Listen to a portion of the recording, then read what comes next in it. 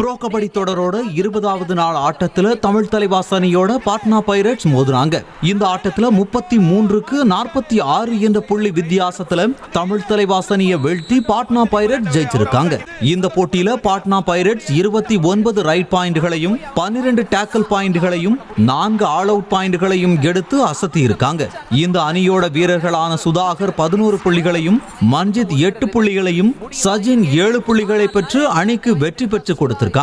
சொந்த மண்ணுல தமிழ் தலைவாஸ் தோல்வி அடைந்தது ரசிகர்களுக்கு ஏமாற்றத்தை கொடுக்கிற விதமாவே அமைஞ்சிருக்கு. மற்றொரு ஆட்டத்துல ஹரியானா ஸ்டீலர்ஸ் அணியும் தெலுங்கு டைட்டன்ஸ் அணியும் மோதுறாங்க. ஆரம்பத்திலிருந்தே பயங்கரமா விறுவிறுப்பா நடைபெற்ற ஆட்டத்துல ஹரியானா ஸ்டீலர்ஸ் அணியை வீழ்த்தி தெலுங்கு டைட்டன்ஸ் வெற்றி பெற்றிருக்காங்க. இதுவரை ஆடின 6 ஆட்டத்துல ஒரு வெற்றியை கூட பெறாத தெலுங்கு டைட்டன்ஸ் தன்னோட முதல் வெற்றியை 36க்கு 37 புள்ளிகள்னு த்ரில்லா பதிவு பண்ணியிருக்காங்க.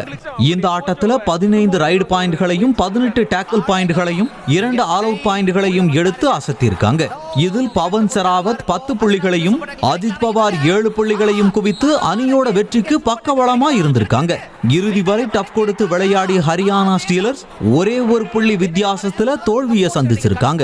ப்ரோ கபடி தொடரோட 21ஆம் நாள் ஆட்டத்துல தமிழ் தலைவாஸ் அணி ஜெய்ப்பூர் பிங்க் பேந்தர்ஸ் அணியை எதிர்கொள்கிறது.